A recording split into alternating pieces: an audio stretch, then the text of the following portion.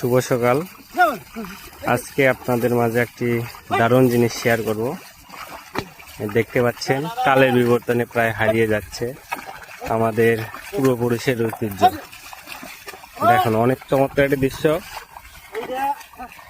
মহিষ বা গরু দিয়ে হাল চাষ। হ্যাঁ, প্রায় এক যুগ পর আমি দেখলাম এই পদ্ধতি। আসলে দারুণ একটি বিষয় যে আসলে যান্ত্রিক যুগে এই পদ্ধতি হারিয়ে গেলেও আজকাল এটা আর দেখা যায় না।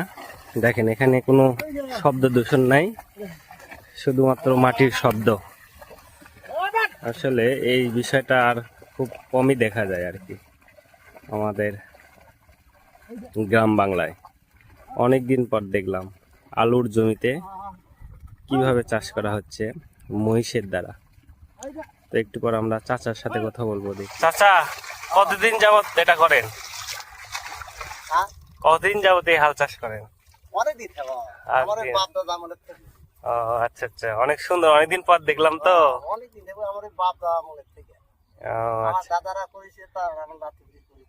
এই মহিষ দুটো কি আপনার? আরো আছে? এখনো এই পদ্ধতি ব্যবহার করেন? না, অনেক ভালো লাগলো। অনেকদিন পর দেখলাম তো, প্রায় এক যুগ। আচ্ছা,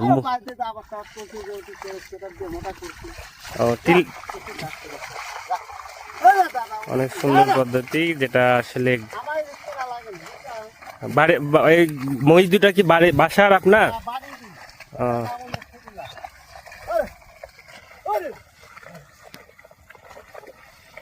আলুর জমি চারপাশে, আর তার মাঝখানে এইভাবে এখানে কোনো শব্দ দূষণ নাই। জাস্ট আমি যদি দেখাই, এখানে একটু চাচা হাল চাষ করছে।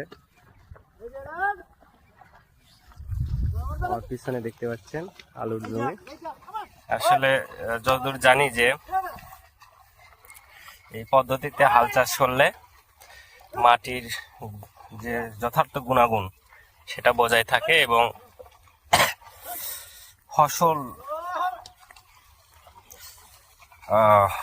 ফসলের যে মানসম্মত গুণাগুণ সেটা দ্বিগুণ বাড়ে আর কি।